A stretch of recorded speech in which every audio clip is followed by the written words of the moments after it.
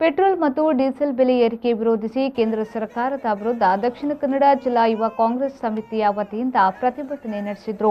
ನಗರದ ಮಲ್ಲಿಕಟ್ಟೆಯ ಕಾಂಗ್ರೆಸ್ ಕಚೇರಿ ಮುಂಭಾಗದಲ್ಲಿ ಪ್ರತಿಭಟನೆ ನಡೆಸಿ ಕೇಂದ್ರ ಸರ್ಕಾರದ ವಿರುದ್ಧ ಆಕ್ರೋಶವನ್ನು ವ್ಯಕ್ತಪಡಿಸಿದರು. ಡೀಸೆಲ್ ಪೆಟ್ರೋಲ್ ಬೆಲೆ ಕಡಿಮೆ ಆಗುವುದಿಲ್ಲ. ಒಂದೇ ದೇಶದಲ್ಲಿ ನಿರಂತರವಾಗಿ ಚುನಾವಣೆಗಳು ನಡೆಯಬೇಕು. ಚುನಾವಣೆ ನಡೆದಾಗ ಪೆಟ್ರೋಲ್ ಬೆಲೆಯನ್ನು ಹಿಡಿತದಲ್ಲಿಡ್ತಾರೆ. ಚುನಾವಣೆ ಆದ ತಕ್ಷಣ ಪೆಟ್ರೋಲ್ ಬೆಲೆಯನ್ನು ಇವರ ಬಂಡವಾಳಶಾಹಿ ಸ್ನೇಹಿತರಿಗೆ ಅನುಕೂಲಗೋಸ್ಕರ ಅದನ್ನು ಪದೇ ಪದೇ ಜಾಸ್ತಿ ಮಾಡ್ತಾ ಪುನಃ ಜಾಸ್ತಿ ಮಾಡ್ತಾ ಹೋಗ್ತಾರೆ. ಈ ಸರ್ಕಾರವನ್ನು ಕಿತ್ತೊಗೆಯಬೇಕು. ಈ ಪೆಟ್ರೋಲ್ ಬೆಲೆಯನ್ನು ನಿಯಂತ್ರಣ ಮಾಡಲಿಕ್ಕೆ ಒಂದೇ ನಮ್ಮಲ್ಲಿ ಕಾಣುವಂತಹ ದಾರಿ ಈ ಜನ ವಿರೋಧಿ ಕೇಂದ್ರ ಸರ್ಕಾರವನ್ನು ಹಾಗೂ ಜನ ವಿರೋಧಿ ರಾಜ್ಯ ಸರ್ಕಾರವನ್ನು ಕಿತ್ತೊಗೆಯಬೇಕು.